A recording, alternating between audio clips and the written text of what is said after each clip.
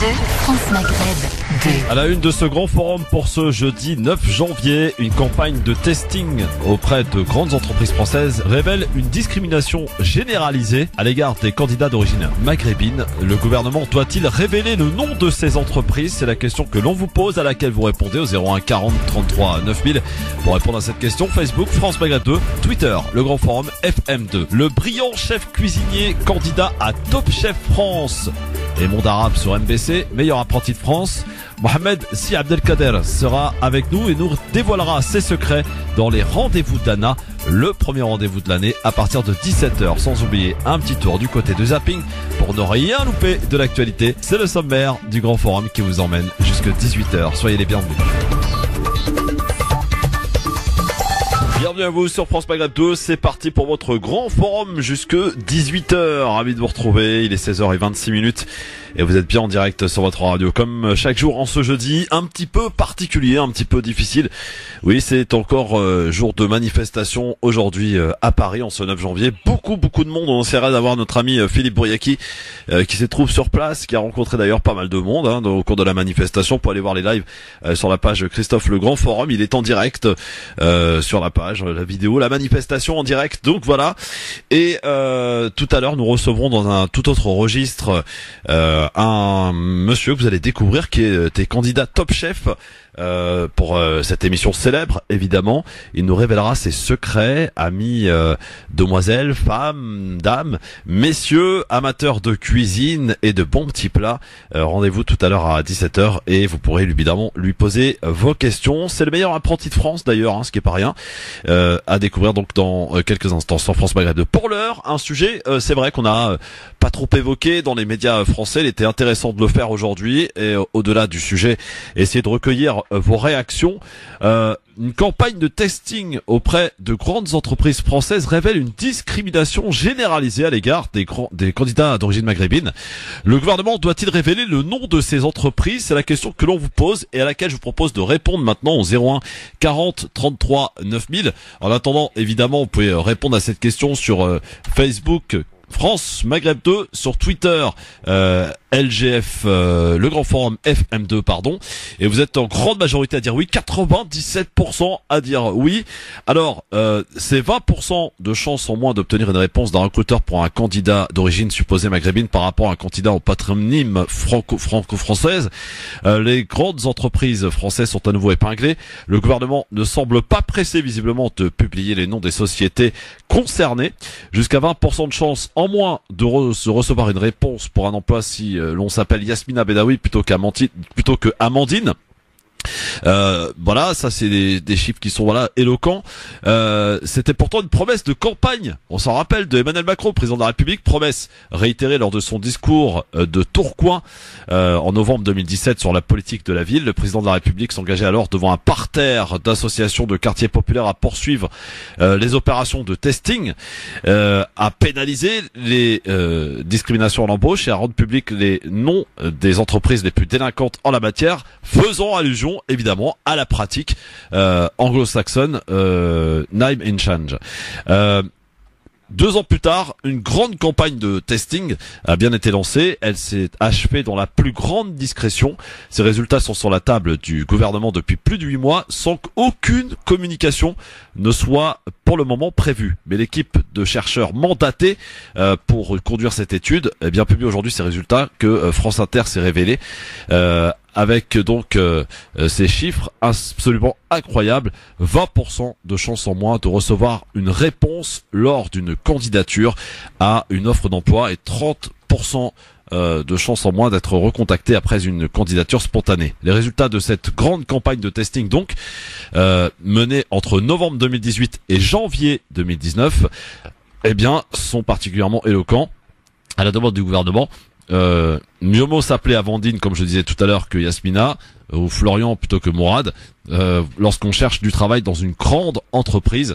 Au total, 17 600 candidatures et demandes d'informations fictives ont été envoyées à 103 grandes sociétés dans 6 régions françaises, mais l'exécutif, qui a ciblé 40 entreprises sur les 103 testées, ne souhaite pas donner de nom aujourd'hui, mais les chercheurs ne peuvent donc dévoiler les entreprises épinglées par leurs tests. Contacté par cette même radio, France Inter, le ministère du Logement et de la Ville, en charge de ce dossier, dit vouloir travailler d'abord avec les entreprises fautives avant de décider de la pertinence de faire du name and change.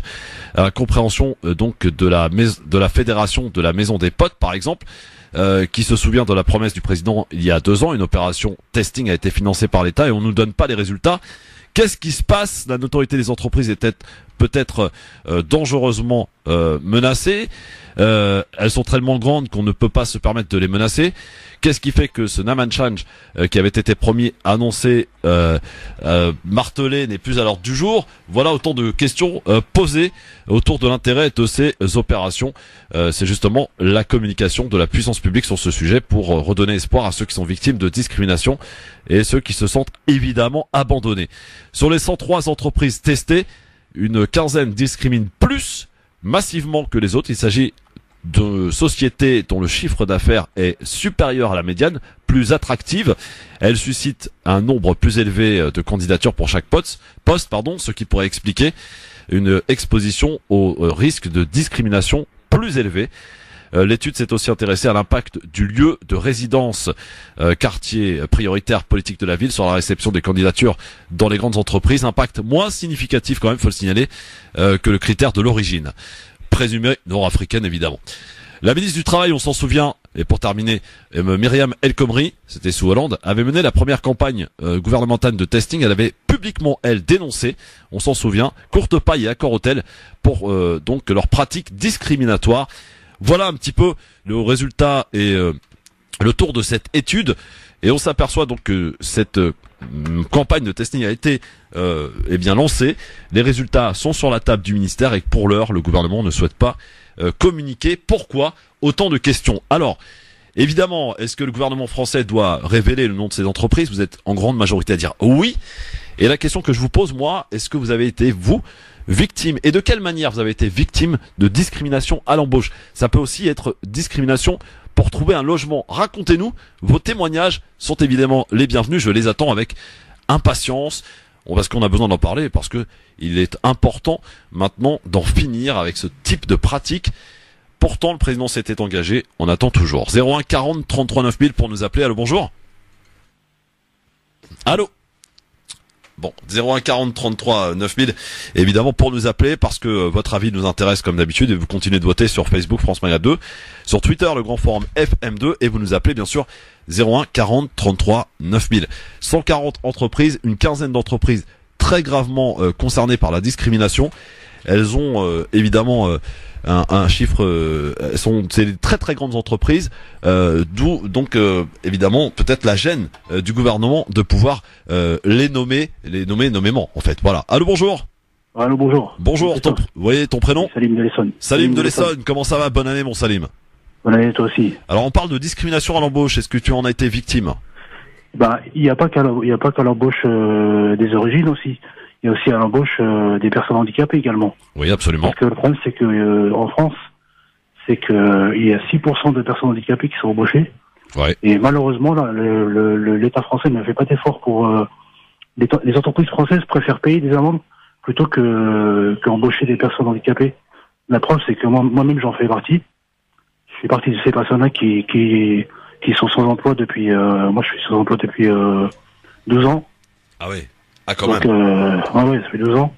Donc, j'étais pour ceux qui connaissent, j'ai fait une formation à l'AVH, donc l'association Volontaire 8. Oui. Et j'ai fait 2 ans de formation. Et ça fait 12 ans que je suis inactif, en fait. D'accord. Donc, et je trouve que c'est pas normal que... Quand vous faites vos recherches d'emploi, Salim, quelle est la réponse du recruteur quand on lui signifie Justement, là, j'ai envoyé un CV, je l'ai envoyé au moins plusieurs fois. Ouais. C'était du côté d'une société qui se trouvait dans le 19e. J'ai jamais eu de réponse. J'ai envie de dire que vous êtes malheureusement peut-être aussi victime d'un double handicap, c'est-à-dire que vous avez votre propre handicap et vous avez aussi eh bien cette origine.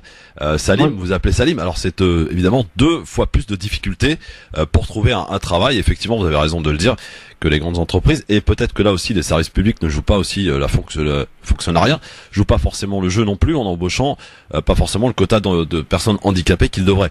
Maintenant, il faut aussi dire pour être concret aussi dans ce genre de dénonciation, il y a aussi un problème d'adaptation. Pour ce qui est d'adapter un poste pour une personne handicapée, ça met des plombes. Et quand une entreprise a besoin de quelqu'un, eh bien c'est pour tout de suite.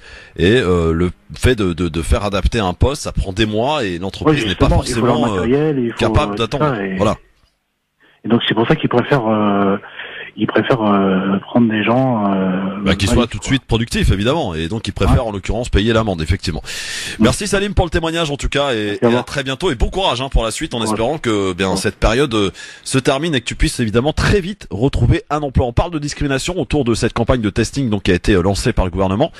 Campagne qui a été menée fin 2018, début 2019, concerne une 140 entreprises. Et a priori une quarantaine d'entreprises sont quand même bien remarquées pour faire et pratiquer de la discrimination à l'embauche suite à une origine en particulier maghrébine.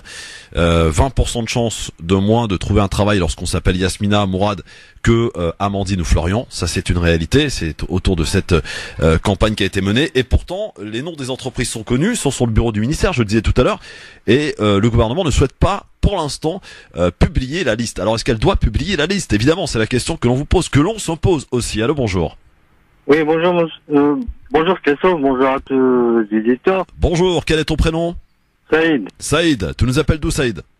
Je vous appelle 94. Très bien, Saïd. Alors, la discrimination à l'embauche, est-ce que tu connais, est-ce que tu en as été victime? J'en connais pas mal, mais il y a aussi quelque chose à rajouter. Il y a aussi la discrimination même au sein des sociétés. C'est encore le plus répandu. C'est-à-dire, Saïd, explique-nous. Vous pouvez être dans une grande entreprise et vous allez, le fait de subir la discrimination, vous risquez de ne pas évoluer dedans, quoi. Ah, vous voulez dire pour un plan de carrière évolutif? Ouais. Ouais.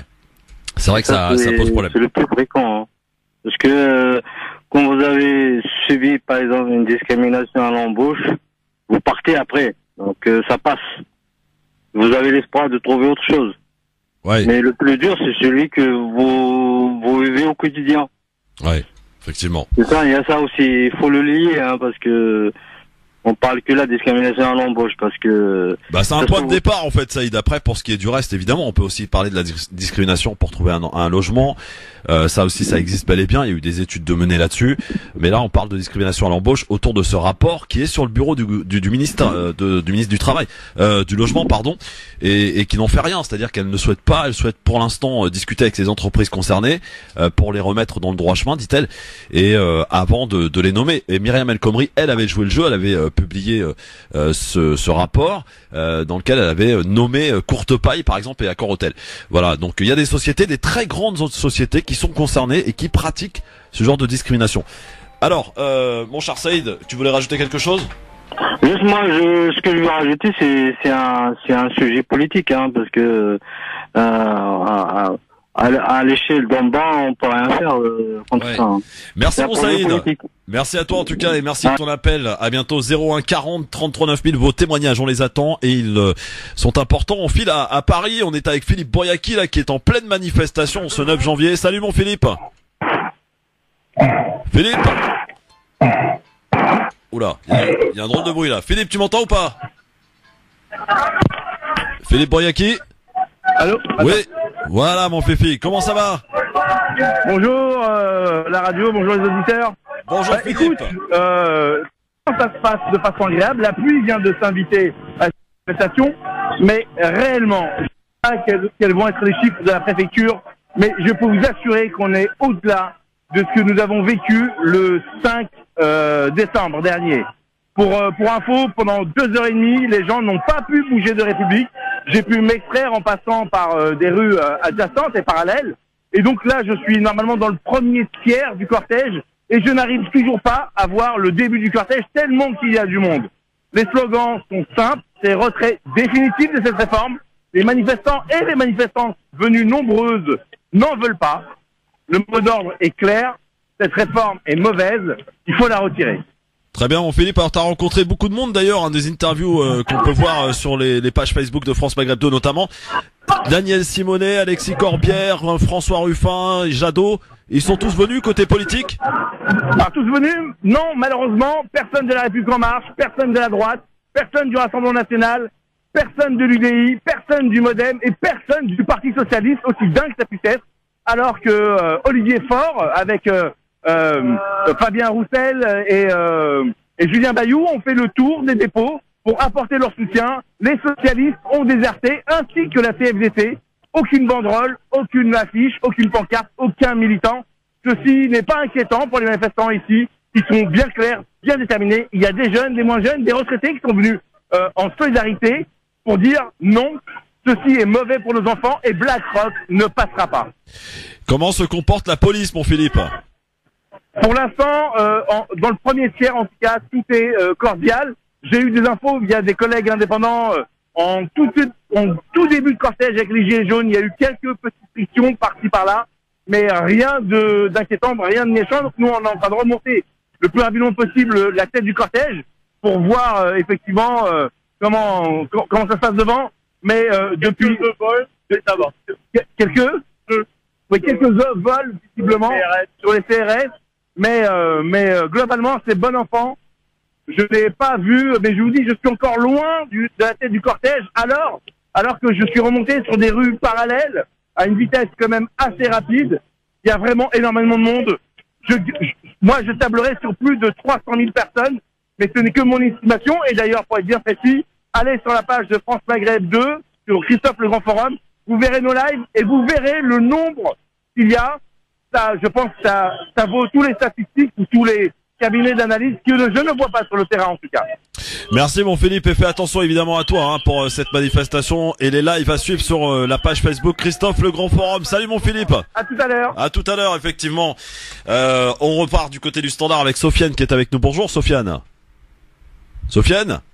Ah bah il est parti mon Sofiane. Bon bah qui nous rappelle en tout cas 01 40 33 9000. On rappelle que l'on parle aujourd'hui de discrimination autour de cette étude campagne de testing faite et réalisée auprès de 140 entreprises et beaucoup d'entreprises sont concernées par la discrimination pratiquée à l'embauche. 20% de chances de moins d'obtenir une embauche lorsqu'on s'appelle Yasmina Mourad que Amandine et Florian. Ça c'est les chiffres qui sont là, ils sont éloquents. 20% de moins donc de pouvoir être embauché sont les chiffres que le gouvernement a en sa possession. Le nom de ces entreprises doit-il justement révéler le nom de ces entreprises? C'est la question que l'on vous pose. Vous êtes 97% à dire oui sur Facebook France Maghreb 2, sur Twitter le Grand Forum FM2 en nous appelant 01 40 33 9000 pour nous dire aussi si vous-même vous avez été victime d'une quelconque discrimination. Quand on parle de discrimination, c'est discrimination due à l'origine maghrébine en particulier. Voilà, vous êtes maghrébin, effectivement, c'est plus compliqué pour obtenir un rendez-vous, pour un travail.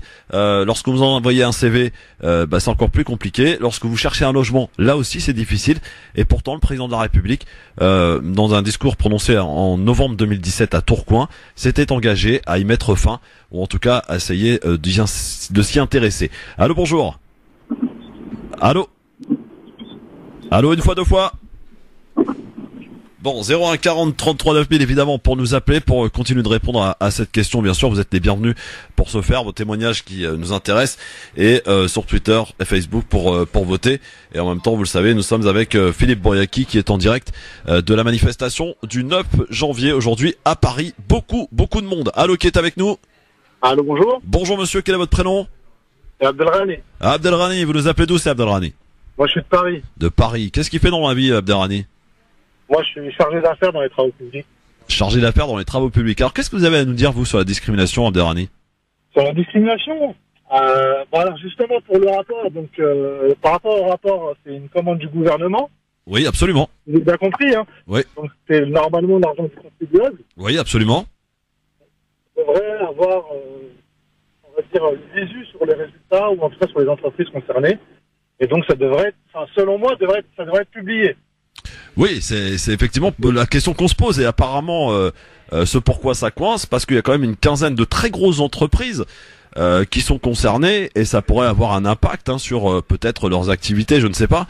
Et pour ça que la ministre préfère pour l'heure discuter avec eux pour essayer de la remettre dans le droit chemin sans trop que ça ait de conséquences, vous comprenez? Bien sûr, ça se comprend, mais ça n'enlève pas le fait que, de quel droit on va dire on masquerait ou on protégerait des entreprises, plus que d'autres entre guillemets, je sais pas. Si peut-être par leur importance justement, par leur notoriété effectivement, voilà. Et c'est triste, c'est triste pourtant, mais voilà. C'est comme pour tout, il y a des classes, il y a des différentes, on va dire on va dire il y a des classes un peu partout. Il y a les pauvres, il y a les riches, il y a les grandes entreprises, les petites entreprises, il y a les bons, les méchants, il y a un peu tout alors dans ce cas-là. Donc si on arrive à là en fait. Et deuxième chose, donc quel que soit le nom des entreprises, avant tout, avant d'arriver à ces entreprises-là, c'est des personnes, donc c'est des gens qui font un recrutement et qui prennent les décisions d'éliminer certains candidats. Donc je sais pas, c'est aussi une affaire de personnes avant d'en arriver à des gens bien sûr, de grandes entreprises. Merci beaucoup en tout cas Abdelrani, on espère que peut-être que ça va avoir justement un peu d'écho et ce que le gouvernement aussi assume un peu de ce qu'il a commandé. Effectivement, une étude a été menée, une campagne de testing et il est important quand même que le gouvernement rende des comptes pour le coup. Merci beaucoup. Les Portugais veulent savoir. Oui, c'est ça. Nous aussi, on veut savoir, Abdelrani. Merci beaucoup. Voilà. À très bientôt. 01 40 33 9000. Vos appels, vos témoignages aussi sont importants parce que faut que ça se sache quand même. On a ces rapports, effectivement, mais il y a aussi la pratique, le vécu. Ça, il y a rien de mieux et parfois de pire aussi parce que ça peut, justement, vraiment occasionner quelques dégâts quand on se sent quand même discriminé dans son propre pays quand même, ce qui est quand même dramatique. 01 40 33 9000. Allô, bonjour, qui est avec nous? Miaou. Ah lui par contre on ferait bien de le discriminer un petit peu lui parce qu'il est complètement à la ramasse celui-là. 01 40 33 9000 pour nous appeler bien sûr et pour prendre part à la discussion, nous donner votre avis sur le sujet. On parle donc de cette campagne de testing qui a été menée, commandée par le gouvernement et pour essayer de dénoncer la discrimination. 140 entreprises ont été touchées, une petite quinzaine sont très très fortement concernées en pratiquant la discrimination. Voilà un petit peu ce qu'il en ressort de ce rapport, sans que pour l'heure nous ne connaissions le nom de ces entreprises qui pratiquent couramment la discrimination. Je rappelle ce chiffre, 20% de chances de moins d'obtenir un emploi lorsqu'on s'appelle Yasmina que Amandine ou Mourad, que Florian. Ça c'est une réalité, une discrimination due à l'origine nord-africaine maghrébine. Allô, bonjour. Allô. Allô, oui, bonjour madame, quel est votre prénom? Oui, bonjour. Bonjour, quel est votre prénom, bonjour. chère madame? Hayat. Hayat, vous nous appelez d'où, Hayat? Du 77. 77. Vous faites quoi dans la vie, ma chère Hayat? Je suis un peu indiscret. En fait, je suis à la recherche d'un emploi. Ah bah très bien, oui. Et donc, comme vous parlez de discrimination, celles qui sont aussi concernées, beaucoup sont les mamans en fait qui sont restées un peu au foyer, on va dire. Effectivement. Ouais. Avant, mais après, le fait d'être resté quelques années sans avoir travaillé, donc après il est très difficile de retrouver un emploi. Et rajouter à ça aussi le prénom et rajouter à ça voilà quoi. Moi je pense que le gouvernement, je voulais surtout parler par rapport à ça, je pense que le gouvernement devrait donner la liste des entreprises qui discriminent, et si elle le fait pas, parce que au moins elle peut exercer une pression elle-même sur ces entreprises. Mais après, je pense que, je sais pas, des fois, je me dis peut-être que c'est peine perdue parce qu'elles sont, c'est des grandes entreprises, donc. Oui, a priori, il y a dans ces 140 entreprises, il y en a une quinzaine des très grandes entreprises qui effectivement pratiquent ce genre de discrimination à l'embauche. Ouais, et elles vont se sentir intouchables de toute façon. Hein. Elles ont. Mais je pense, en tout cas, le président s'était penché sur le sujet. Il avait prononcé un discours, je le disais, je le rappelle tout à l'heure, en novembre 2017, à Tourcoing, à l'occasion d'un discours sur la politique de la ville. Et 2 ans après, il y a rien, quoi. Toujours rien. On en est toujours au même constat, au même stade. On a l'impression que c'est un peu, il y a les élections bientôt, donc. Faut peut-être donner, voilà quoi. Donc le rapport, Madame la Ministre, s'il vous plaît, Madame la Ministre devrait publier ce rapport, devrait publier les noms de ces entreprises qui pratiquent ces discriminations. Il faut que ça se sache. Non, mais c'est clair qu'elle devrait les publier. Elle devrait les publier, et puis voilà, en même temps, ça ça va peut-être donner une pression à ces entreprises-là et qu'elles puissent au moins. Vous cherchez dans quoi, Hayat? Vous cherchez dans quel secteur, vous? En fait, dans le secrétariat. Dans le secrétariat. Bon, j'espère que vous allez trouver. N'hésitez pas, ne baissez pas les bras. Merci beaucoup. Et puis à très bientôt, ma chère Hayat. Merci beaucoup, à bientôt. Samir aussi est avec nous. Salut, mon Samir. Oui, bonjour. Salut, Samir. Oui, alors, la discrimination à l'emploi. Alors bon, c'est un sujet dont on entend parler depuis déjà très très longtemps. Ouais. Malheureusement, on est en 2020 et c'est toujours le même sujet.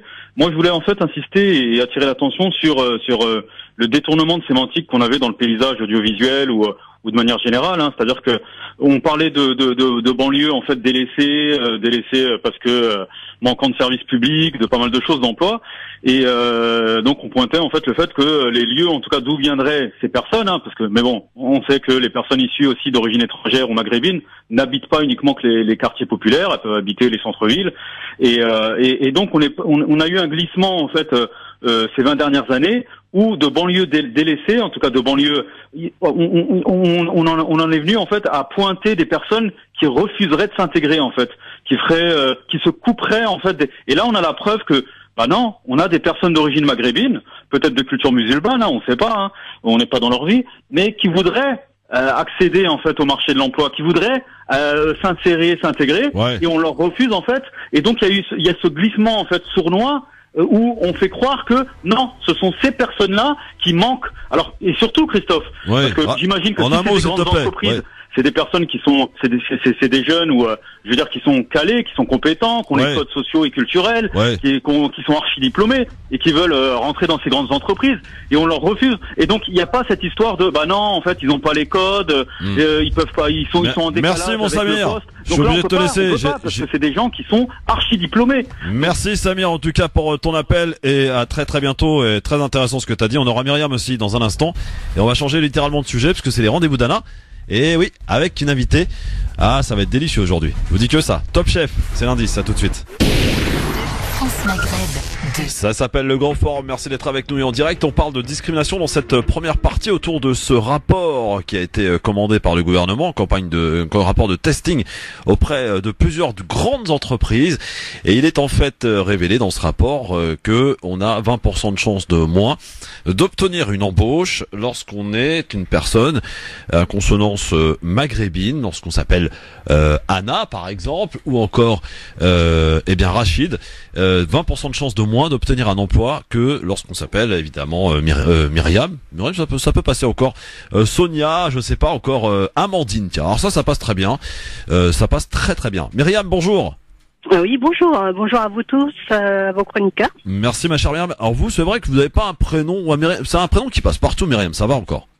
Alors oui, en plus les gens ont tendance à le prononcer Myriam, donc c'est vrai que c'est passe-partout. Le vrai prénom c'est Myriam. Myriam. Et puis mon nom de famille, forcément il est connoté. Ah oui, j'avais oublié le nom de famille, voilà ce qui pose problème. Effectivement. Là, on n'y échappe pas. On vous y échappez pas. Alors vous faites quoi dans la vie, Myriam? Alors actuellement, je suis éducatrice spécialisée, donc je suis plutôt dans la branche du social, mais je sais qu'à l'époque, j'étais plus sur du commercial et je me souviens que ça a commencé à la période de recherche de stage où c'était très compliqué et c'est vrai qu'à un moment donné, quand tout le monde autour de vous trouve son stage et pas vous, commence à vous poser des questions. Et pour les recherches d'emploi dans le domaine commercial, j'avais trouvé aussi des difficultés où il y avait que des réponses négatives. Voilà. Dans le social, j'ai trouvé très facilement. Alors moi, je remets ça un peu sur le côté des mentalités. Je pense que peut-être dans le domaine du social, les mentalités peuvent être différentes.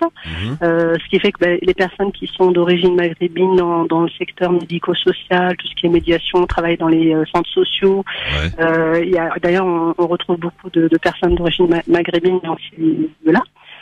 Donc je pense que les mentalités dans certains domaines, certains corps de métier sont ou ouvertes ou encore très fermées. Et je me souviens d'ailleurs qu'il y a quelques années de ça, il y avait des boîtes d'intérim qui avaient été mis un petit peu en avant sur le fait que il y avait des recommandations qui étaient données sur on embauche des BBB, bleu, blanc, rouge. Voilà, il y avait eu une enquête où je ne sais plus si c'était un. Est-ce que Myriam, il faut que le gouvernement donne le nom de ces entreprises qui sont justement qui se sont fait remarquer en pratiquant ce type de discrimination? Complètement, parce que je me dis que c'est pas très juste, notamment par rapport aux entreprises bougez pas Myriam, bougez pas s'il vous plaît, parce qu'on est avec aussi Philippe Boyaki qui est en direct de la manifestation. Ah bah il nous a mis en attente parce qu'apparemment ça chauffe du côté de Saint-Lazare. Il y aurait pas mal de petits soucis du côté de Saint-Lazare, nous dit Philippe. Bon bah je vous en prie, terminez ma chère Myriam. Oui, je vous disais, c'est pas normal parce que les entreprises qui jouent le jeu, pour le coup, qui ont un comportement, on va dire normal, elles continuent à le faire, à embaucher des gens de la diversité. Et les entreprises qui jouent pas le jeu, il y a une forme d'impunité puis de banalisation de la discrimination. Puis au niveau légal, moi je trouve que quelque part il devrait y avoir des actions qui devraient être menées, puisque à partir du moment où les tests ont été faits et qu'il est prouvé que voilà, c'est ça qui est important à dire, c'est que ça a été fait, les résultats sont connus, on a le nom de très grandes entreprises qui ont été voilà, on a évalué ce type de discrimination au sein de leur recrutement, cellule de recrutement. Il faut maintenant donner les noms. Merci ma chère Myriam en tout cas, et bon courage pour la suite. Merci à vous aussi, à bientôt. À bientôt, merci beaucoup.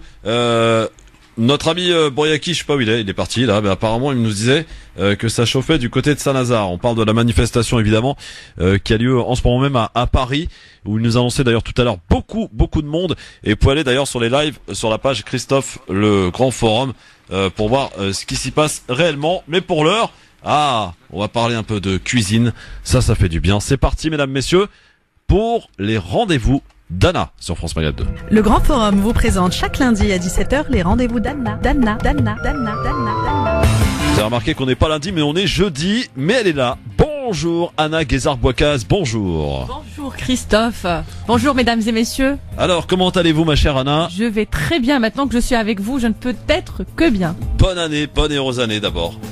Merci beaucoup, meilleure année, une bonne et excellente année à vous, à nous, aux chers auditeurs. J'espère que vous avez passé d'excellentes fêtes de fin d'année. J'espère que vous avez très bien entamé cette année, malgré tout ce qui se passe, les manifestations, les grèves, le froid, l'Iran, les États-Unis. J'espère que vous allez passer quand même une excellente année, que vous allez survivre à tout ça, oublier vos soucis, vos problèmes et avoir une excellente santé. Alors, croquer la vie à pleines dents. Juste voilà. 2 petites secondes parce que a priori il se passe des choses à Paris. Tu sais qu'il y a une grosse manifestation aujourd'hui. Oui, on s'inquiète pour Philippe. Oui, alors Philippe, on s'inquiète pour toi, qu'est-ce qui se passe? Alors écoutez, on est à Saint-Lazare, pour une raison indéterminée, il y a eu un mouvement brusque et des gaz lacrymogènes ont été tirés. Le groupe est scindé en deux, vous avez des gilets jaunes de l'autre partie Versailles qui sont bloqués par la Brave, et des unités de police qui a bloqué la tête du cortège des manifestants où il y avait pas mal de syndiqués RATP et SNCF, et des gaz lacrymogènes ont été lancés, relancés de part et d'autre. Quelques projectiles sont lancés vers les forces de police qui réagissent de manière vraiment professionnelle. Il n'y a pas eu de mouvement, il n'y a pas eu de coups qui ont été donnés, juste 2 personnes qui ont été immobilisées et restituées au groupe. Et l'annonce a été donnée de dispersion de la manifestation. Ah oui, d'accord, déjà. Bon, très bien. C'est ça. Bon, Philippe, tu nous fais des petits directs sur la page Christophe le Grand Forum pour que les gens puissent suivre évidemment ce qui se passe en direct. Et donc, ça bouge. Le live sur le Grand Forum, on est en direct et là pour l'instant, je suis derrière les forces, le cordon de police qui recule dans un premier temps. Donc n'hésitez pas à nous suivre sur Très bien. Merci mon Philippe et fais attention à toi évidemment. Alors ma chère Anna, pardon pour cette petite interruption. Je t'en prie, heureusement que j'ai pas écouté Philippe parce qu'il voulait que je couvre la manifestation avec lui. C'est ça. Je préfère être avec le chef, mon invité aujourd'hui. Alors, ton invité. On joue la sécurité. Alors mon invité aujourd'hui est un grand chef cuisinier. Malgré son jeune âge, il est talentueux. Il est d'origine algérienne. On l'a souvent vu à la télévision française ou celle du monde arabe. Dans des émissions culinaires auprès des chefs cuisiniers de renommée internationale. Il a participé à Top Chef saison 5 sur M6 si je ne me trompe pas et candidat de Top Chef Monde Arabe sur MBC qui se passe en ce moment. On va pas dire où est-ce qu'il en est arrivé, jusqu'à quel grade, il est arrivé, vous n'avez qu'à suivre l'émission jusqu'à la fin. Il est aussi meilleur apprenti de France. Il s'appelle Mohamed Si Abdelkader. Il est avec nous aujourd'hui, malgré les grèves et les manifestations. Bonjour Mohamed. Bonjour. Merci d'avoir accepté mon invitation. Bonjour Mohamed, bienvenue. Merci beaucoup pour l'accueil. Alors, meilleur apprenti de France. Meilleur apprenti de France, c'est un concours en un an. Donc c'est départemental, régional et national. Donc c'est 3 médailles d'or en cuisine froide. Ah ouais. Bon.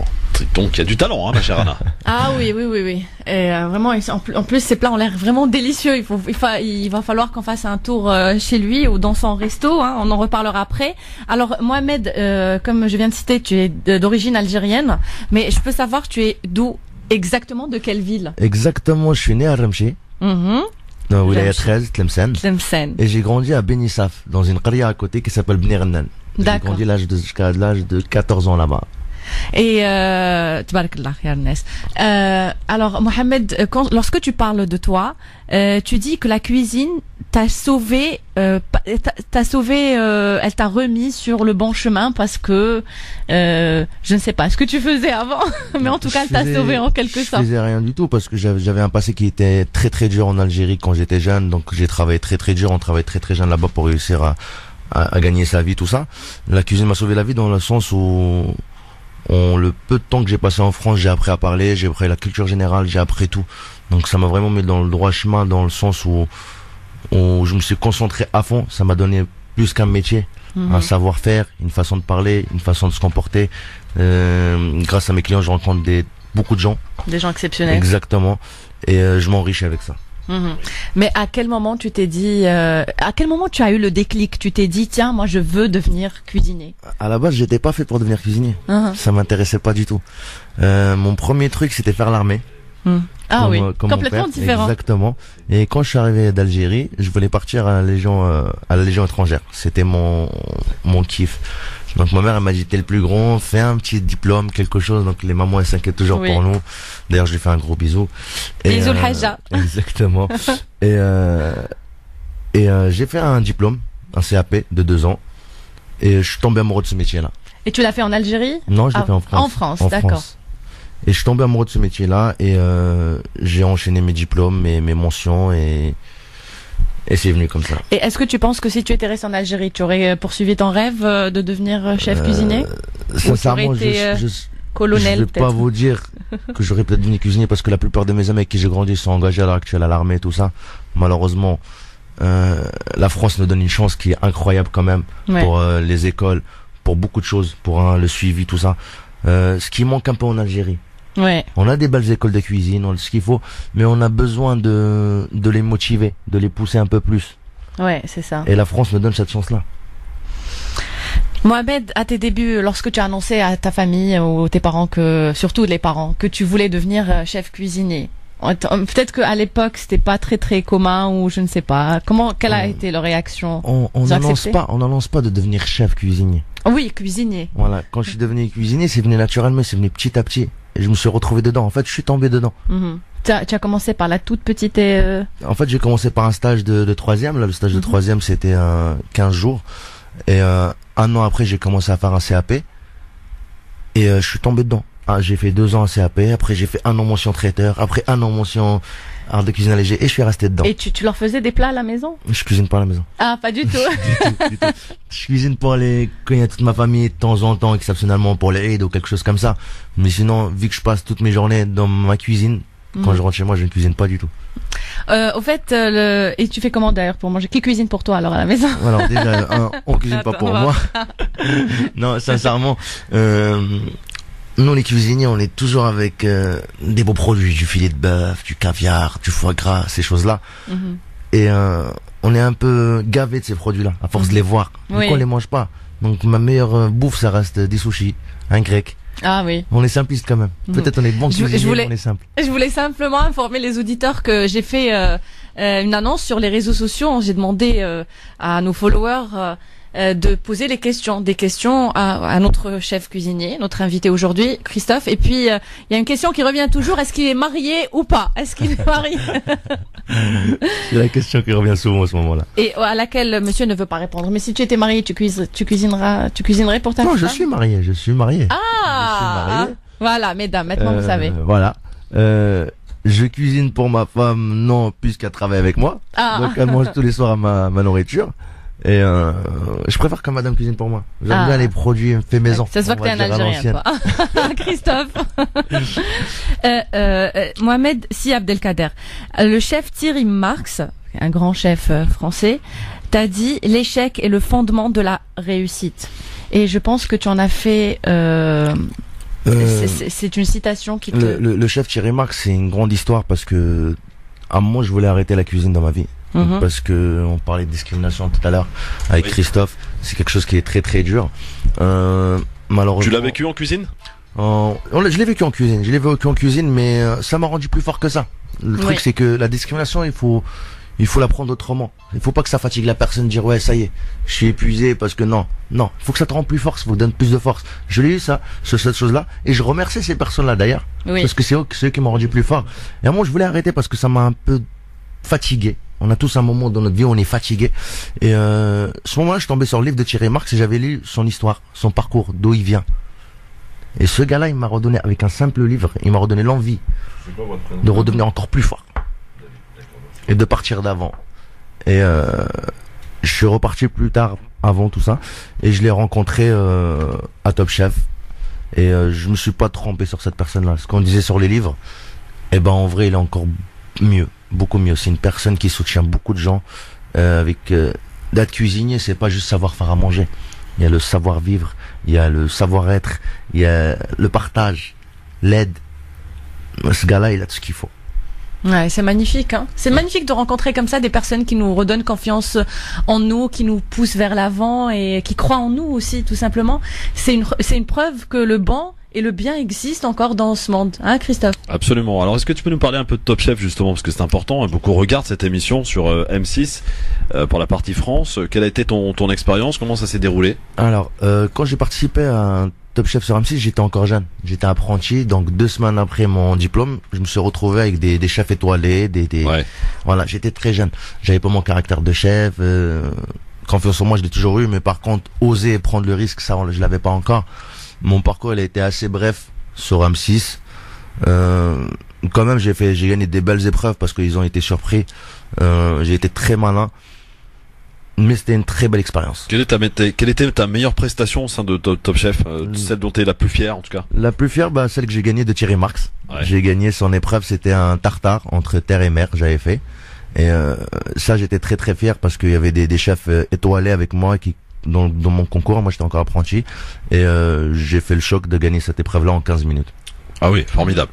Et puis à Top Chef, donc version arabe sur MBC, c'est en ce moment-là. Exactement. Là, t'es un peu plus confirmé quand même. Tous les mercredis. Entre-temps, on a grandi, on a pris de l'expérience, on a pris confiance, notre caractère de chef s'est forgé. Mais est-ce que c'est une revanche parce que tu t'es fait quand même éliminer de Top Chef France? Pourquoi tu t'es inscrit à Top Chef? Ce n'est pas une revanche. Déjà, ils m'ont contacté pour ça. Et ce n'est pas une revanche, c'est une promesse que je me suis fait. Je me suis dit, si je reparticipe à un autre concours ou à un autre Top Chef, c'est pour gagner. Et là, actuellement, je me bats très très dur pour il y a beaucoup de concurrence. C'est vrai que t'es tenace, hein, c'est bien. Il y a beaucoup de concurrence au sein de cette émission version arabe. Il y a énormément de concurrence dans tous les concours. Il y a de la concurrence. Il faut pas sous-estimer les personnes. Oui. Parce que chaque petite personne peut vous surprendre. Et pour gagner, il faut sous-estimer personne et mettre toutes les chances de ses côtés. Mais quelle est la différence entre les deux émissions? On sait que c'est le même concept, mais une version arabe et une version. Alors, la version française, ils sont vachement concentrés sur la technique. D'accord. Professionnel. Ok. On a juste un concours qui est bien d'ailleurs, mais par contre on n'a pas de l'humanité. Par contre, quand on rentre dans le monde arabe, on retrouve plus qu'un concours. On retrouve le côté humain. On vit tous ensemble. On rencontre d'autres pays arabes, donc notre culture a grandi de plus en plus. Et les Arabes, ils aiment bien mettre à l'œil, ils aiment bien taper à l'œil. Oui. Donc franchement, on a fait des épreuves dans des endroits exceptionnels, avec des personnes exceptionnelles. C'est deux choses différentes. Mais ce que tu es en train de dire, c'est que tout est beau, tout est rose et tout. C'est vrai que c'est bien de rencontrer des gens bien, mais il y a le bon et le mauvais dans chacun d'entre nous. Est-ce que ça se passe bien et c'est pas Disney non plus, hein? Non. J'imagine qu'au backstage, ils te mettent pas un petit peu de sel sur tes plats, dans tes plats. On va parler de ce sujet-là. Mais il y a une chose que moi qui ai fait aujourd'hui. J'ai réussi à apprendre ce métier-là. On va dire le terme, j'ai volé ce métier-là. C'est parce que j'essaie de voir toujours les bonnes choses. Parce que quand l'humain regarde les mauvaises choses, il est faible d'un coup. Il se fatigue. Donc la meilleure solution, c'est voir toujours les belles choses. Certes, il y a des hauts et des bas. Maintenant, le Top Chef arabe, ouais, et c'est de la compétition, c'est un concours, c'est de la restauration, il y a de la pression, il y a des petites prises de tête, ça arrive. Oui. Maintenant, tout va bien. Surtout qu'on a vu dans le lancement de l'émission de la semaine prochaine, Christophe, il se bat avec un autre, avec un autre concurrent, ça va être chaud, hein. Ah bon? Ah oui. C'est à quelle heure alors? Ça a lieu quand cette émission? Alors, tous les mercredis à 19h30 en France. Sur MBC. Sur MBC, oui.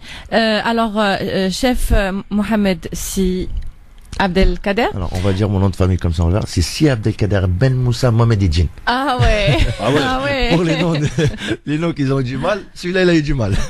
Alors, tu es chef cuisinier dans un... Ça. Alors, tu es chef cuisinier dans un restaurant gastronomique halal. Alors, ici en France. J'ai lancé mon restaurant avec des personnes qui ont cru en moi, qui m'ont soutenu malgré mon jeune âge. Donc, 2 personnes qui étaient là pour moi. Et ils ont cru en moi, ils ont investi pour moi. On avait le restaurant Le Carré, qui est dans le 93 au pavillon sous bois. On voulait rajouter une valeur en plus de nos bons lieux. On n'a pas besoin d'aller sur Paris pour manger de la bonne bouffe ou avoir un bel cadre. Donc nous, on a fait ce concept-là chez nous dans le 9-3.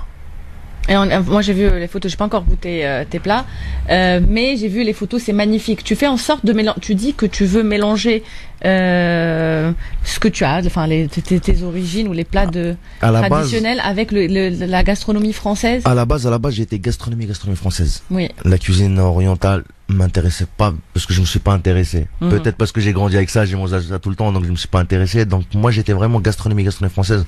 Ce qui m'a apporté le Top Chef arabe, c'est que j'ai rencontré des chefs passionnés par la cuisine arabe et ils m'ont fait découvrir des produits, des épices, des choses que je connaissais pas. Ça m'a redonné envie de retrouver mes origines en cuisine. Et là dans ma nouvelle carte, j'ai fait une food fusion de la française. Ah oui, c'est assez original, hein. Ouais. Alors, juste pour qu'on sache, Mohamed, le restaurant, donc, c'est à Clichy-sous-Bois, c'est ça? Non, Pavillon-sous-Bois. Pavillon-sous-Bois, oui, d'accord. Très bien. Tu pourras d'ailleurs nous donner l'adresse, comme ça peut aider. C'est quoi? Parce que quand on parle gastronomie, tout de suite, les tarots, c'est un peu élevé, non? Alors, il y a 2 choses. Il y a les vraies personnes qui disent c'est de la gastronomie française, sachant que nous, on cuisine halal, c'est un restaurant halal, on n'a pas de la gastronomie française. Ah oui. On n'a pas, parce que quand on dit gastronomie française, il faut les vins, il faut les fromages, il faut ces choses-là. Nous, dans notre culture, on n'a pas tout ça. On n'a pas, même on mange le fromage, ils vont manger quoi? De la vache qui rit? Du boursin? Non. On a une chose quand même, c'est que la nouvelle génération, on commence à être éduqué, on commence à aimer les bonnes choses. Alors qu'est-ce qu'on mange chez toi, Mohamed, alors? Chez moi, on mange du foie gras. Ouais. On mange de la cervelle de mouton. Ouais. Revisiter, c'est une dégustation surprise. On mange du chèvre chaud croustillant. On mange un velouté de patates douces, gingembre et tonka. Tout est fait maison, hein. Tout est fait maison. Sauce, tout. Est fait maison. Toutes les sauces, rien du tout. Qui est surgelé. À part le granité qui va avec le mécuit que je surgèle obligé. Et le dessert, t'es un peu spécialiste en pâtisserie ou pas? Alors j'avais fait le championnat de dessert de France où j'ai été demi-finaliste. Parce qu'en fait j'ai fait un CAP en cuisine, mention traiteur, mention pâtisserie et mention art de cuisine allégée. Alors c'est quoi ta spécialité en tant que pâtisserie? Le Paris-Brest, je dirais. Ah ouais? Le Paris-Brest, il est exceptionnel. Comment je l'ai retravaillé, mais j'ai pas de préférence. C'est comme un père qui a des gosses. Il peut pas avoir de la préférence. C'est combien à peu près le menu chez toi? Enfin, ça se passe au menu, c'est à la carte, c'est comment? C'est à la carte. Pour entrée, plat, dessert, il faut compter une 40aine d'euros. Oui, ce qui est correct. Tout est fait maison, des bons produits. On n'utilise pas du poulet qui vient du marché. On est sur si tu veux bien manger en famille, entre amis, pour un événement quelconque, voilà, dans un bel endroit. À Pavillon-sous-Bois, le nom le 15 avenue Victor Hugo, Pavillon-sous-Bois, Le Carré. Le Carré, voilà. Il y a peut-être un numéro de téléphone s'ils veulent réserver éventuellement. Si tu l'as. Je te prends au dépourvu là, je te prends au dépourvu. Il connaît pas son numéro. Très bien, c'est pas grave, on cherche sur internet. Mohamed, entre temps, si on te proposait un bon poste dans un palace parisien. Jamais. Ah oui. Jamais. Sans réfléchir à cette question-là, jamais. J'ai eu la chance de reprendre des restaurants étoilés. J'ai eu de la chance. Si je veux demain travailler avec Thierry Marx, si je veux juste que je l'appelle et je suis avec lui, mon but c'est que je veux faire ce qui me plaît à moi. Je veux pas qu'on me bloque. Je veux faire plaisir à notre peuple entre guillemets, parce que je veux qu'ils découvrent c'est quoi la gastronomie française. Je veux qu'on rentre dans un restaurant, on n'est pas obligé de manger que le poisson. Oui. Voilà, je veux qu'ils viennent chez nous. Quand ils viennent chez moi, ils vont manger de la gastronomie française. Certes, c'est produits qu'ils n'ont pas l'habitude de manger, mais je veux qu'ils osent. La bonne viande rouge. La cervelle du mouton, on a quand même l'habitude. Ça là, c'est des petites dégustations surprises que j'offre. Ah ouais, en plus. Christophe. Oui, je suis perdue dans la nourriture là, ça y est. Je commence à avoir vraiment faim. Alors, on passe au cuisinier préféré. Quel cuisinier t'inspire à part le... Quel cuisinier m'inspire? Le premier, Thierry Marx. Ok. Le deuxième, ça reste Monsieur Jean-François Gérardin. C'est le président des meilleurs ouvriers de France. C'est quelqu'un qui, comme Thierry Marx, très humain, qui aide beaucoup les jeunes. Et comme quoi, la discrimination, tout ça. Il y a des gens, d'ailleurs, qui t'aident plus que les gens de chez toi. C'est vrai. Ça, c'est une. La discrimination est pratiquée aussi à l'intérieur de la communauté, hein. Voilà. Ouais. C'est que malheureusement, il y a beaucoup de gens qui se focalisent des gens de l'extérieur. Voilà. Et le but, il faut toujours voir les bonnes choses et choisir les bonnes personnes. Effectivement. Jean-François Gérardin, ça reste un exemple de tous les chefs qu'il peut avoir. Pourquoi tu ressens le besoin de faire des concours, de participer à des émissions culinaires? Est-ce que c'est pour avoir la visibilité, la reconnaissance, ou pourquoi au fond de toi tu fais ça? Franchement, la première chose que je fais, c'est par rapport à moi. C'est qu'à chaque fois, ça me rebooste plus. Je suis obligé de mettre en compétition avec moi-même. Et ça me rebooste plus, ça me donne plus l'envie. De deux, c'est bien beau être cuisinier, mais si tu te montres pas, tu resteras toujours dans une cuisine enfermée. Ouais. Le but, c'est de se montrer et de montrer son talent. Ah oui. Absolument. Il va continuer d'ailleurs de nous le montrer dans un instant sur France Maghreb 2 dans les rendez-vous d'Anna. Je tenais à te faire passer un petit bonjour. Il s'appelle David. Il me dit bonjour, je viens d'écouter France Maghreb 2 par hasard sur internet et j'ai découvert les rendez-vous d'Anna que j'aime beaucoup. Bon, voilà, bravo, merci David. Merci David. Dans un instant, d'ailleurs, si vous, mesdames, messieurs, vous avez envie de poser des questions pour lui demander des petits secrets sur ses plats, ses réussites, sur sa carrière de chef cuisinier, il est avec nous en direct. Vous pouvez l'appeler au 01 40 33 9000 et il y a le petit portrait chinois. Tu me l'as préparé, Anna, j'espère. Mais bien sûr. Tout de suite, ne bougez pas. France Maghreb 2, France Maghreb 2. Le grand forum avec Anna Guézard-Bocaz pour les rendez-vous d'Anna et son invité aujourd'hui, c'est Mohamed Si Abdelkader, chef cuisinier et également candidat Top Chef arabe sur MPC. C'est en ce moment que ça se passe. C'est tous les mercredis à 19h30. Vous pouvez suivre les aventures. Apparemment, il y a de grosses choses qui se préparent pour la semaine prochaine. Vous pouvez poser vos questions à notre candidat ici présent sur France Maghreb 2, 01 40 33 9000. Et chose importante, donc tu as un restaurant, on le rappelle, dans lequel tu proposes des menus gastronomiques 100% halal. Ça se passe du côté de Pavillon-sous-Bois. Et tu me disais à propos de la viande, un élément très important de la viande, parce que je te disais oui, je suis un grand amateur de viande rouge, et tu me disais quelque chose de très important à signifier. Exactement, Christophe il aime bien la viande rouge, et chez nous on a de la viande maturée. Donc on a acheté notre cave de maturation, il faut maturer nos côtes de bœuf et nos entrecôtes, donc des races prestigieuses comme des races françaises classiques, et on les fait maturer 45 jours, 30 jours, 60 jours. Et la viande elle a une saveur exceptionnelle. Alors quand on mange par exemple un bon pavé de bœuf, qu'est-ce que tu conseilles comme sauce? Sincèrement, un bon pavé de bœuf, ça reste une sauce au poivre. Ouais. Voilà. Mais ça, j'en ai pas. Je travaille que des produits, on va dire, de luxe et qu'ils ont un bon goût, comme le filet de bœuf. Ah, le filet de bœuf. D'accord. D'ailleurs, quel est le meilleur morceau, Mohamed, du bœuf? Du bœuf. Ouais. Tout dépend de la race. Tout dépend de la race. Mais si on prend une race, par exemple, comme du Wagyu ou du Kobe, là, je suis perdu, là, ça y est. L'entrecôte.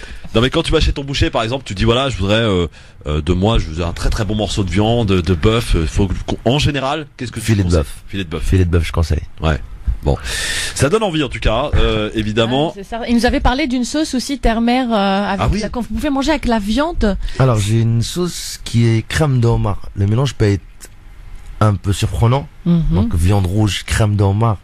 Mais ce mélange-là, il est exceptionnel. On réserve nos places, Christophe. Oui, tout de suite, évidemment. On va réserver tout de suite. D'ailleurs, on va laisser le numéro. Ouais. Le numéro. Alors, le restaurant s'appelle Le Carré. Le Carré, le 15 avenue Victor Hugo, le pavillon sous bois. Le numéro, c'est le 01 71 86 77 73. 01 71 86 77 73. Restaurant Le Carré, pavillon sous bois. Alors, j'aimerais te poser une dernière question avant de passer au portrait chinois. Avant la dernière question, ma chère Hannah, on refile à Paris parce qu'a priori c'est la guerre. Nous dit Philippe Poyaki. Philippe, qu'est-ce qui se passe? Écoute, plein Saint-Augustin, des jets de projectiles assez violents, des pavés énormes lancés sur les forces de l'ordre. les forces de l'ordre qui répliquent par des gaz lacrymogènes et plusieurs personnes prises en charge par les médics. Heureusement qu'ils sont là, ils ne font pas de distinction entre les forces de l'ordre ou des manifestants, mais beaucoup de gaz lacrymogènes, quelques incursions pour extraire des récalcitrants, mais globalement le calme est redescendu d'un cran à l'instant, mais plusieurs personnes dans une situation prise en charge immédiatement par les médics, une dame qui vient de transporter, qui vient de pris à bout de bras par plusieurs médics, et un cordon vient d'être fait pour pouvoir laisser les médics travailler en totale sérénité. Bon, alors fais bien attention à toi, mon Philippe. On suit évidemment tes aventures sur la page Facebook Christophe Le Grand Forum. Merci, mon Fifi. Je vous en prie, à tout à l'heure. Voilà. Alors, la dernière question de Anna. Ça craint. Alors, on est mieux dans une cuisine quand même. Ouais, exactement. Revenons à la nourriture, nous voilà. on est bien chez nous. Aussi. On est bien. Alors, c'est une question qui m'a été envoyée sur Instagram par un des followers. Lors du premier épisode de l'émission, le grand chef Jean-François Girardin, président de la Société nationale des meilleurs ouvriers de France, t'a qualifié Mohamed, donc, comme un chef très talentueux. Il t'a suivi pendant le concours de MAF, meilleur apprenti de France, que tu as gagné par la suite. La question est, à quand ta participation au concours du MOF? Tu es un chef très talentueux et tu as tous les moyens pour être un grand chef. Bonne chance pour la suite et l'émission. Nous croyons en vous. C'était le message. En tout cas, il connaît très bien mon parcours, il me suit beaucoup, je le remercie beaucoup, je remercie tous mes fans qui me soutiennent, qui me donnent de la force d'aller plus loin à chaque fois. Je les remercie beaucoup et j'oublierai pas d'où je viens par rapport à mon petit village qui connaissent pas la cuisine française, donc on va leur faire découvrir ça. Le MOF, c'est un concours d'une vie. Sincèrement, c'est le concours le plus prestigieux. Tout ce que j'ai fait par rapport à Top Chef, tout ça, c'est médiatisé, tout ça, ok. Mais certes, ce concours-là n'est pas médiatisé. Mais c'est le concours d'une vie. Il est réputé dans le monde entier, les MAF. Et donc, ça existe dans plusieurs catégories, dans de la mécanique, de l'horlogerie, de plusieurs choses. Et en cuisine, c'est un concours qui est très, très, très, très dur. Et sachant que je suis quelqu'un qui aime pas perdre, le jour où je ferai ce concours-là, ça sera pour finir ma carrière. Et pour le gagner directement. Donc c'est pas pour tout de suite, quoi. Pas pour tout de suite. Non. On a Daoud qui nous appelle au 01 40 33 9000 qui voudrait te poser une question. Salut Daoud. Bonsoir à tous. Bonsoir, on t'écoute Daoud pour ta question au chef cuisinier Mohamed Siab Delkader. Avant tout, je dis bravo au meilleur apprenti. Parce que je sais que c'est un concours difficile. J'ai un proche là qui a fait ce concours et c'est très difficile et pour l'avoir, et donc je le félicite. Et donc j'ai une petite question pour le chef Abdelkader. Oui. Comment, parce que en fait moi je suis parti en Turquie et là-bas j'ai mangé, vous savez, la viande de Nusret là, le mec Salpé là qui fait le sel, le geste là. Ouais, et donc en fait comment avoir une viande on va dire pas maturée mais tendre à la maison, mais fait maison, genre sans le charbon ou à la poêle. La question de Daoud, chef. Alors je vais te donner le secret ou l'astuce. La maturation ne rend pas la viande plus tendre que ça. Ça l'aide un petit peu parce que la viande elle se repose, les muscles se détendent, la rend un petit peu tendre, mais elle sera jamais tendre comme un filet de bœuf. Maintenant, le goût qu'elle a, c'est la cuisson, c'est sur de la charcoal ou du feu de bois. C'est ce qui va donner le côté barbecue. Mais pour avoir une viande bien tendre à la maison, le problème qu'on fait nous, c'est que, comme ils font le maire, ils mettent une poêle directement, elle est pas chaude et mettent la viande. Ouais. Donc il n'y a pas la réaction de Maillard. Là on rentre dans des trucs un peu techniques. La réaction de Maillard, ce qu'il fait, il faut laisser la poêle chauffer bien avec un peu d'huile et mettre la viande directement. Ce qui va avoir le choc thermique. Ce qu'on appelle la réaction Maillard, ça va la colorer. Donc il faut la colorer des deux côtés, la laisser se reposer 2 ou 3 minutes, comme ça les muscles ils se relâchent. Le jus qui est à l'intérieur, c'est pas du sang qui coule, c'est de l'eau, comme le corps humain et le corps animal est composé d'eau. Donc le sato là va couler, vu que la viande elle est rouge, elle va se colorer. Donc ce n'est pas du sang. Et après il faut la remettre à cuire. D'accord, donc c'est en 2 fois alors. Exactement. Alors on fait cuire, donc je résume, hein. On met la poêle sur le feu, on la laisse bien chauffer, etc. Ensuite, quand ça a bien chauffé, avec une petite goutte d'huile d'olive par exemple, ou d'huile. Non, l'huile d'olive c'est plus pour les légumes, et l'huile de tournesol c'est pour les viandes rouges. Donc l'huile de tournesol, d'accord. Et ensuite, donc dès que la poêle est bien chaude, on met la viande, hein, on la retourne assez voilà vite. Et une fois que c'est fait, on la retire, on la laisse se reposer 3 petites minutes. Exactement. Et ensuite on la remet pour la finir de la cuire. Voilà. Très bien. Ça c'est une bonne astuce, Daoud, t'as vu? Ouais, mais chef, j'ai une question. En fait, il faut que la viande, elle soit, pour qu'ils disent, pour cette façon, parce que moi, j'aime bien manger bien cuit. Donc, ça soit combien de centimètres? Pour que la viande, pour que ça marche, pour qu'elle soit bien cuite et bien tendre. Alors, bien cuite et bien tendre, c'est peut-être pas... On peut pas avoir de la tendresse et que ça soit bien cuit. On n'est pas des magiciens, mon ami. Ouais. Si tu veux de la bonne viande tendre, il faut que ça soit saignant, mon frère, hein. C'est comme ça que ça se mange, hein.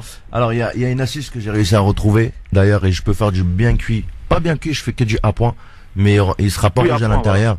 Et tendre, il y a une race qu'il faut prendre, ce qu'on appelle la cularde. La cularde, c'est une grosse bête, c'est une grosse vache. Elle est gavée, donc elle devient très très grosse. Et sa viande, elle est très très tendre. Mais son goût, il est moins fort qu'à par rapport à une charolaise ou une limousine ou quelque chose comme ça. Voilà, c'est aussi la gamme de la viande qu'il faut choisir aussi. Voilà mon Daoud, bon courage. Okay, merci à vous. Salut 01 40 33 9000. Là on était dans le technique, dans le dur, hein, ma chère Anna. Ah oui. Avec la viande, évidemment. Moi qui pensais que je savais bien. Mais ça je le savais. Je le savais là, pour la viande rouge, et très peu de gens le font. Mohamed, cuire la viande rouge comme ça, c'est vrai, on met la poêle, hop, on met la viande rouge, on retourne, hop, et c'est bon, on mange. C'est pas comme ça. Non, c'est pas comme ça. Ça, c'est la technique un peu de nos mamans. Ouais, on parle le temps, elle cuisine pour plusieurs personnes. Allez, on y va. Et les frites. Il paraît qu'il faut les cuire 2 fois aussi. Alors, les frites, faut les cuire 2 fois aussi. Comme les Belges. Mais il faut sélectionner aussi. La gamme de la frite. Oui. La pomme de terre. Oui. La pomme de terre, on peut avoir de la grilla, on peut avoir de la gata, on peut avoir de la charlotte. Mais chaque pomme de terre. Et tout ça, tu as appris à l'école, quoi, en apprenant le métier de chef? Non, l'école, on apprend les bases. C'est une culture générale aussi? L'école, on apprend les bases, mais c'est notre vécu. C'est ce qu'on va vivre, c'est ce qu'on va travailler, c'est notre expérience. Et c'est une culture générale aussi, il faut s'intéresser. Chef Mohamed, est-ce que vous comptez, pourquoi pas, ouvrir une école vous-même, enseigner le métier de... Ou un livre de recettes, par exemple? Le livre de recettes, c'est en cours avec mon collègue Faisal que j'ai rencontré à Top Chef, qui est d'ailleurs du Maroc. Il est au Maroc. Donc on parle de lancer un livre, moi et lui. Donc c'est là où ce que j'aime bien le France-Maghreb, on parle de tout le Maghreb, donc l'Algérie, la Tunisie, le Maroc. Et j'ai rencontré des personnes exceptionnelles comme Faisal Zahraoui, qui a fait Top Chef avec moi sur RMC d'ailleurs. Et hier, il a gagné l'épreuve. Félicitations. Et on parle de développer le livre. L'école, c'est autre chose. C'est que je suis quelqu'un qui est jamais satisfait. Ouais. Ça veut dire même si j'apprends tout le temps, tous les jours, c'est jamais assez. On a Fatah qui est avec nous. Il nous appelle du 93. Il souhaite te poser une question, chef. Fatah, bonsoir. Bonsoir. Bonsoir. Alors on vous écoute. À toute l'équipe, Christophe, Anna et... Merci. Le chef Mohamed. J'ai une question pour le chef. À quand une émission Top Chef au Grand Maghreb? Oui. Ah oui. Et quoi? J'ai pas entendu. À quand une grande émission Top Chef au Grand Maghreb? Ouais. À quand une émission Top Chef au Grand Maghreb? En tant que jury, hein. Voilà, moi c'est exact. Il est dans mes pensées, Fatah. Parce qu'à ce niveau-là, maintenant, avec le niveau que tu as, Mohamed, tu ne peux être que jury. Ouais. Non, peut-être que jury, ok, mais pour l'instant, on l'a pas ce concours-là. C'est un concours qui faut un grand investissement, d'ailleurs, il faut que notre Maghreb se réveille. Mais si te propose une émission un petit peu similaire dans la cuisine. Avec grand plaisir. Avec grand plaisir. Je suis le premier à être là pour aider, on va dire, et soutenir. Et monter plus en plus notre table. Je suis le premier à faire ça. Maintenant, en restauration, on est encore un peu endormi. Oui. Malheureusement, on met pas assez ça en avant. Il y a possibilité peut-être d'ouvrir un resto tout comme le tien, celui que tu as à Pavillon-sous-Bois, en Algérie par exemple. Est-ce que ça marcherait? C'est possible et ça marcherait. Franchement, ça marcherait très bien. Ça marcherait énormément. Sachant qu'on a des endroits très Alger ou à Oran. Ramchi. Et Ramchi. Fatah d'ailleurs, cette personne-là, je la connais très très bien. Ah bon? Ah oui. D'accord. J'ai reconnu sa voix. C'est une personne qui m'a soutenu depuis... J'étais très très jeune, qui m'a aidé beaucoup jusqu'à l'heure d'aujourd'hui, d'ailleurs, qui m'aide beaucoup. Est-ce qu'il a été mangé dans ton restaurant? Pas encore. Il y a plusieurs de mes restaurants, mais pas celui-là encore. Alors quand même, faut venir voir le restaurant de notre ami Mohamed. Le carré. Je connais la cuisine de Mohamed depuis quelques années. Ouais. Je sais que Mohamed, il monte en gamme à chaque fois, et sa cuisine, elle est exceptionnelle. Bon, bah parfait. Merci beaucoup en tout cas Fatah pour ta question. Et à très bientôt. Bonne soirée. On parle de cuisine, on parle de tout le monde finalement. Ça intéresse, ça concerne tout le monde la cuisine finalement. Bah oui. On aime bien manger aussi, c'est important. Le bien manger. Il paraît que pour gagner le cœur d'un homme, on passe par son ventre. C'est pour ça que ça intéresse tout le monde. Si on parle de la cuisine, c'est quand même quelque chose qui est énorme. Si on parle des rendez-vous des présidents, on parle des problèmes d'État, des problèmes du monde, c'est autour d'une table. On parle d'un mariage, autour d'une table. Tout autour de la cuisine. Qui m'engoule chez nous, quand le ventre est plein. On va essayer de mélanger ça comme on peut. Alors, avant de terminer, évidemment, je rappelle donc le Carré, c'est le nom du restaurant. Ça se passe du côté de Clichy, de Pavillon-sous-Bois, pardon. Et vous pouvez y aller, bien sûr, si vous voulez partager un bon petit moment pour profiter de ces plats. Délicieusement préparé par le chef et son équipe, bien sûr, parce qu'il prépare pas tout seul, hein, il y a une équipe derrière, Mohamed Si Abdelkader, qui en ce moment concourt dans l'émission Top Chef sur la chaîne NBC tous les mercredis soirs à 19h30. Donc n'hésitez pas à y aller, c'est autour, tu nous as dit 40 € à peu près, entrée plat dessert par personne, évidemment, pour passer une bonne soirée. Ça peut être l'occasion, je sais pas, si vous avez un anniversaire à fêter, faire plaisir à votre dulciné, d'emmener dans un endroit hors du commun, voilà. Hein, ma chérie, ce soir, je t'emmène dans un restaurant. Franchement, tu vas te régaler. La Saint-Valentin, c'est pour bientôt. Ah donc, pourquoi pas? La Saint-Valentin. 14 février. Ouais, c'est pas appelé, réservé au Carré. Ouais, absolument. Une petite dernière question, peut-être, avant de passer au français chinois? Une petite dernière question. Je t'en prie. Non, bah d'accord. On passe au portrait chinois. Alors, c'est bon, on y va. Alors, portrait chinois, est-ce que tu connais, Mohamed? Du tout. Eh ben, tu vas découvrir. C'est parti, je déclenche le chrono. Anna, c'est à toi. Ok, chef Mohamed, si tu étais un jour, tu serais? Lundi. Si tu étais un métier? Cuisinier. Si tu étais un bruit? Silence. Sérieusement, bruit. Et si tu étais un aliment? Un aliment? Filet de bœuf. Et tendre et bon. Et attention, Christophe, te mange. Si tu étais une sauce? Poivre. Une pâtisserie? Paris-Brest. Une voiture? Perco. Un aliment de cuisine? Un aliment de cuisine? Ouais. Citrouille.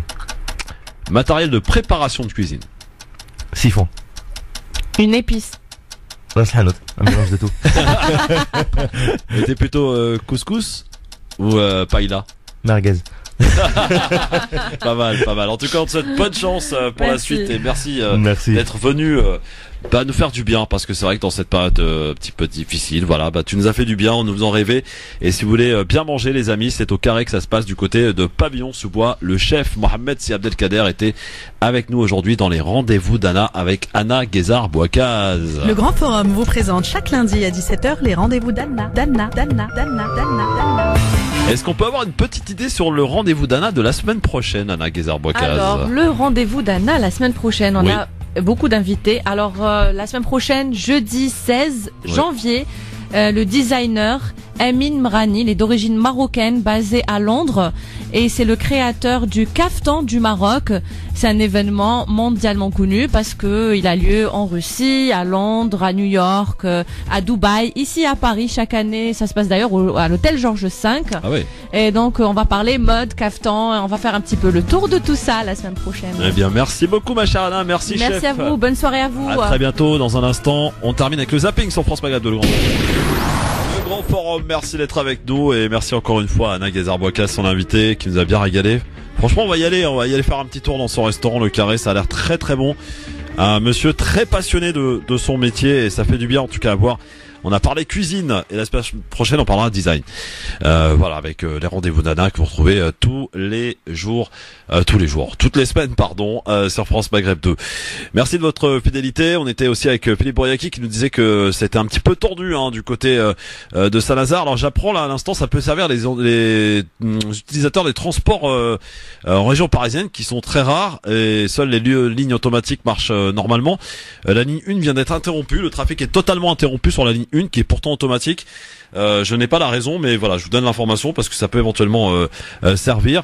Demain, on parlera, les amis, de l'Iran et de la situation du Moyen-Orient après la réaction de Donald Trump. Mais pour l'heure, on va passer au zapping, les amis, avant de se quitter, parce qu'il faut nous aussi qu'on essaye de rentrer à la maison, bien sûr, ce qui est pas facile. Avec aujourd'hui, pour commencer ce zapping, incident diplomatique à nouveau entre Paris et Rome. Alors, rien ne va plus entre la France et l'Italie. Que s'est-il passé? Voici ce reportage d'Euronews que je vous propose d'écouter. Luigi Di Maio s'en défend, mais de Bruxelles dimanche et ce lundi, c'est bien un incident diplomatique qu'il a déclenché avec ses propos sur l'Afrique et la France. Le vice-président du Conseil italien a accusé Paris d'appauvrir l'Afrique et d'aggraver la crise migratoire. L'ambassadrice italienne en France a été convoquée pour explication. Je ne crois pas qu'il y ait un incident diplomatique. Je pense que tout cela est vrai. Le fait que la France est un de ces pays qui, parce qu'il imprime la monnaie de 14 pays africains, empêche le développement de ces pays africains et contribue au départ des réfugiés qui, après avoir traversé la Méditerranée, arrivent sur nos côtes. Les déclarations du numéro 2 italien reflètent les relations de plus en plus mauvaises entre Paris et Rome depuis l'arrivée de l'extrême droite au pouvoir en Italie en juin dernier. Elle tombe en plus assez mal pour la France au moment où le système du franc CFA, en vigueur dans la majeure partie de l'Afrique centrale et de l'Ouest, fait de plus en plus débat. Voilà pour ce qui est de cette brouille visiblement entre la France et l'Italie. On enchaîne dans ce zapping dans le grand forum sur France Maghreb 2. Direction la rédaction de RTL pour nous parler d'une tragédie qui s'est survenue hier. En effet, un avion en provenance de Côte d'Ivoire, on a retrouvé un enfant mort, un jeune enfant.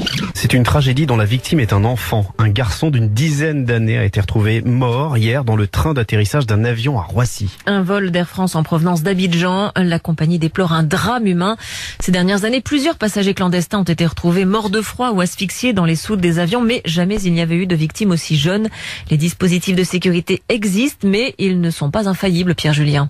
Lors de l'escale, le Boeing ou l'Airbus est évidemment surveillé. Des agents établissent une sorte de périmètre de sécurité, mais après avoir quitté le parking, l'équipage au roulage peut avoir du mal à discerner de nuit ce qui l'entoure. D'ailleurs, une voiture est en principe chargée de le suivre au cas où. Les équipages ont même pour consigne de ne pas s'arrêter, mais au moment du demi-tour pour s'aligner sur la piste, l'avion est à très faible vitesse. Il suffit alors d'être véloce, rapide, et un intrus peut arriver à s'accrocher au train d'atterrissage puis s'installer dans le logement des roues. Les pilotes n'auront rien constaté. Ils n'ont pour indicateur que les signaux vert, blanc puis éteints, prouvant que les trains avant et principaux sont bien rentrés et verrouillés. L'idée d'une caméra témoin avait été un instant envisagée et vite abandonnée. Ensuite, à 12 000 mètres d'altitude, à moins de 56 degrés Celsius, dans un endroit qui n'est ni chauffé ni pressurisé, le passager clandestin n'a pratiquement aucune chance de survivre. Il meurt de froid asphyxié. Il arrive toutefois qu'on découvre un miraculé comme il y a 20 ans à l'arrivée d'un vol Dakar-Lyon.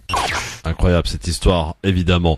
Si on nous avait dit qu'on serait un jour d'accord avec Caroline Forest, qu'on partagerait un seul avis de Caroline Forest, je vous aurais dit ça relève de la cour du miracle. Mais là on a trouvé, à propos d'Éric Zemmour, écoutez. Éric Zemmour, je vais vous dire ma position. Moi, j'ai refusé régulièrement ces dernières années d'aller sur le plateau d'Éric Zemmour parce que je pense que la télévision n'a pas à encourager cette parole comme étant une parole normée. Je pense qu'Éric Zemmour a le droit de participer à des débats à égalité, qu'on peut débattre l'un contre l'autre, lui contre d'autres, mais que Éric Zemmour est un show à lui, sous son nom, où il reçoit des gens qui sont en fait ses faire-valoir. C'est ça qui me dérange. Je ne pense pas que cette pensée-là doit être confondue avec une pensée de l'accueil et du débat. Ça doit être une pensée parmi d'autres. C'est ce qui se passe dans un cadre sur une de chaîne débat contradictoire. Les invités qu'il reçoit sont des faire-valoir. Oui, bien sûr, parce que ce ne sont pas des contradicteurs. C'est son émission. À partir du moment où c'est son émission, c'est pour toujours. Lui est placé comme étant, au fond, la référence, le curseur avec qui tout le monde débat ou à qui tout le monde en veut. Ça ne peut que mettre en valeur, c'est pas un débat égalité. Caroline Forest à propos de Zemmour et en parlant de ses invités qui sont les faire-valoir de Zemmour. On retourne manifestation 9 janvier à Paris, beaucoup de monde et une situation qui a dégénéré, Philippe Bouriaki. Oui, tout à fait. Les premiers chauffourées, ça a commencé à Place Augustin, pardon. Le début du cortège a été scindé en deux, bloqué sur Saint-Lazare et puis on ne sait pas pourquoi un des cordons des policiers s'est retiré. Ce qui fait, c'est que les deux groupes se sont retrouvés et maintenant, à Saint-Lazare, les sommations ont été données de dispersion avant l'utilisation de la force. Beaucoup de gens sont nassés dans des cafés bloqués, mais le secteur est hermétique. On ne peut pas sortir et plusieurs manifestants demandent à pouvoir sortir. Et c'est ça qui est le plus extraordinaire. Et donc on assiste à des jets de projectiles sur les forces de l'ordre, la brave qui intervient de manière assez virulente, et puis en retour des jets de gaz lacrymogène et de temps en temps des infiltrations. Là on a les forces de l'ordre qui sont en train de reculer rue du Rocher, juste devant la place de Saint-Lazare, juste devant la gare de Saint-Lazare. On a la brave qui recule, la brave, la brigade de répression, les voltigeurs, les voltigeurs. Et on est vraiment dans un no man's land un petit peu bizarre où d'un côté on laisse passer les touristes qui sortent des grands magasins pour pouvoir prendre le métro, la ligne 14 ou les grandes gares à Saint-Lazare, alors que ils ne pourront plus sortir de cet endroit et on se retrouve en surnombre avec des gens qui sont en train de se balader avec leurs valises, avec leurs sacs de course et qui ne comprennent pas ce qui se passe. Vraiment. Fais attention mon Philippe, merci beaucoup évidemment et on suit ce qui se passe du côté de Saint-Lazare sur la page Facebook Christophe Le Grand Forum. Hein.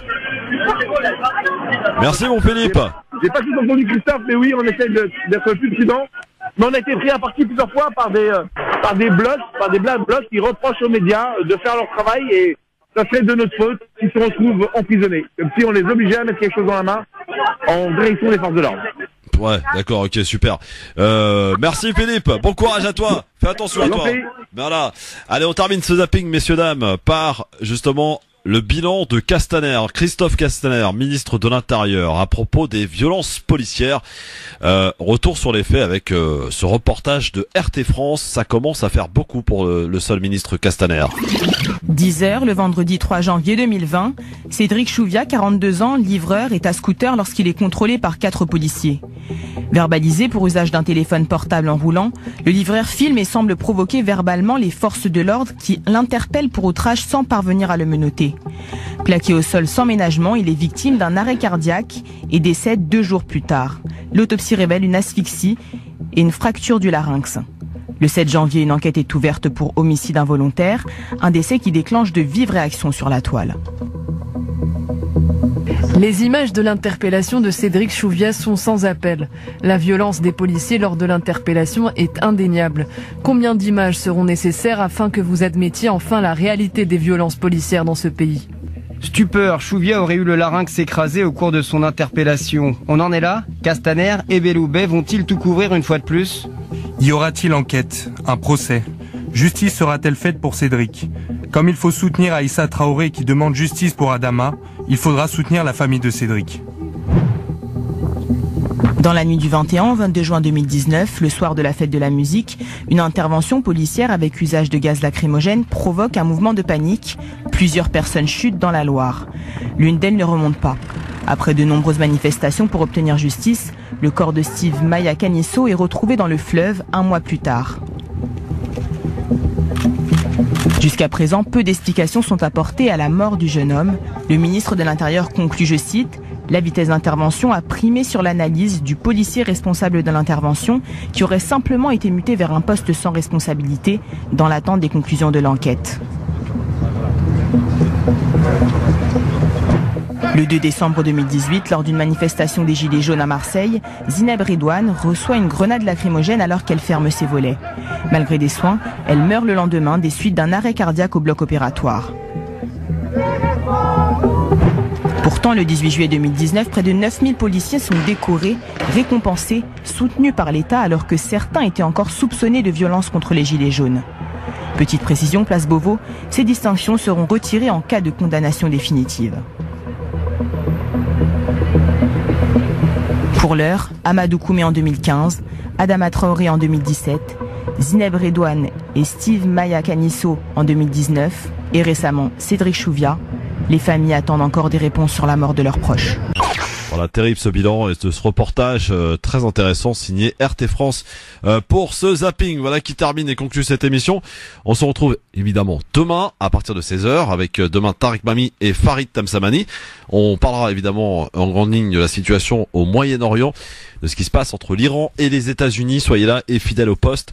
Continuez à nous suivre sur les réseaux évidemment France Maghreb 2, mais c'est aussi les réseaux du Grand Forum sur Twitter, le Grand Forum FM2, sur Facebook sur Facebook Christophe Le Grand Forum, sur Instagram aussi Christophe Le Grand Forum. Et voilà, en tout cas merci de votre fidélité chaque jour un peu plus. Bien sûr, on vous salue et on vous retrouve demain avec le plus grand plaisir. Et puis soyez prudents, ça circule très mal ce soir à Paris. C'est le bazar total et pour les transports, on y ajoute que la ligne 1 est interrompue pour l'heure. L'une des 2 lignes automatiques du métro parisien est interrompue. On va bien galérer ce soir pour rentrer. Bon courage à tous et à demain avec le plus grand plaisir sur France Maghreb 2 évidemment. Ce soir, vous retrouverez l'ami DJ Nabil qui vous accompagnera tout à l'heure pour une bonne partie de la soirée. Allez, on se quitte en musique avec un petit tour du côté des montagnes de l'Algérie et de la région de Kabylie avec Rabah Hasma. Salut tout le monde Et à demain si vous le voulez bien. Dans un instant, le journal de 18h avec Sophie Terrence. Vous saurez tout des dernières nouvelles de l'info. France Maghreb 2. France Maghreb 2. Pour ensoleiller et accompagner vos journées et vos nuits. France Maghreb 2.